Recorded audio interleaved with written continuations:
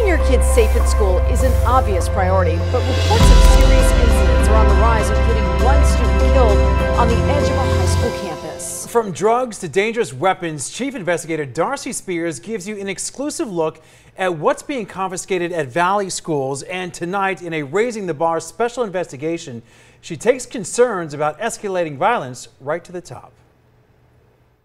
So far this year, there's been a serious incident at a Valley school nearly every week. 18-year-old Dalvin Brown was shot and killed on the edge of the Canyon Springs High School campus.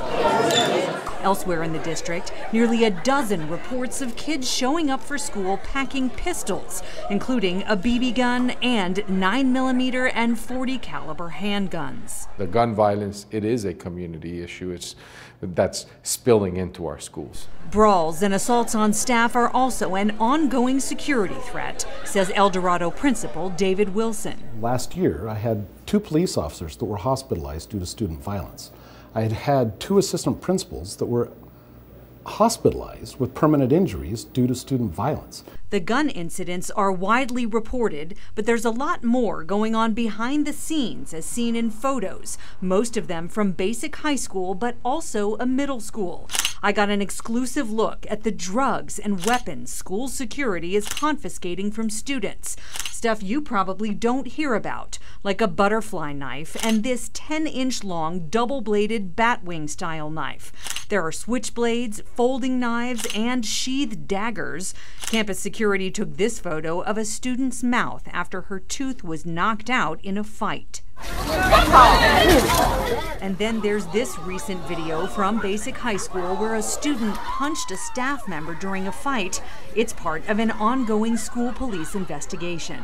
So we're working and trying to address that to minimize what you're talking about with the fights. I sat down with CCSD's new superintendent to ask some serious questions. Are you seeing an escalating environment too? The people on the ground say they are and aren't real sure what the solution is. And it gets into a culture.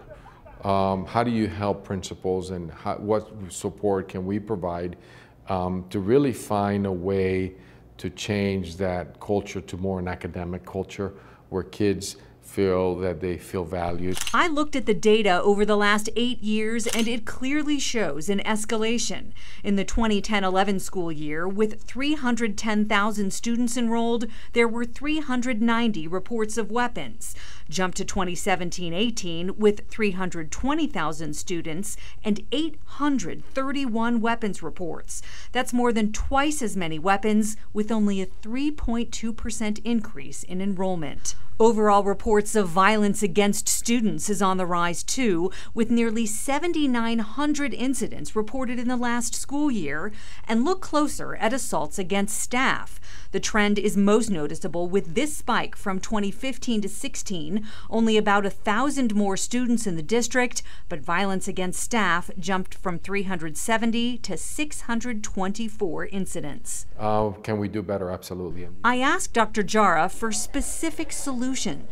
Number one, discipline, right? Provide the appropriate discipline because, you know, I want my children, my students to feel safe to learn, and then also our employees feel safe. And he says he's looking at whether the school buildings should be redesigned. Part of the work is really looking at our campuses and how do we find ways to narrow down or not have as many entry points to then protect our students. District insiders say discipline is lacking. In 2016, the year violent incidents rose most sharply, CCSD closed several behavior schools, campuses where students are sent when they get in serious trouble.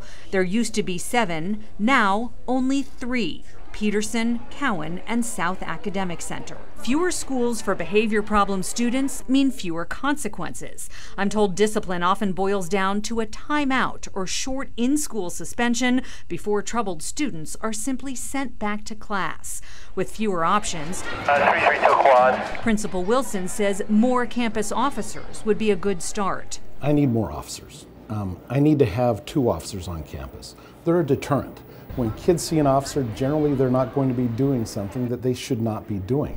He recalls the time someone set off an explosive device in a trash can. Explosion went off, caused 3rd-degree burns on a girl who was sitting next to it. Dr. Jara says everything from metal detectors to redesigning facilities is on the table, but cautions that there's no simple solution. It's a multi-pronged approach to address it that is on the top of my list. So then hopefully before we go into legislative session, we can have some of these things that you're talking about, right? There's going to be some resources that may be needed for securing our campuses that, we have to reappropriate or look at.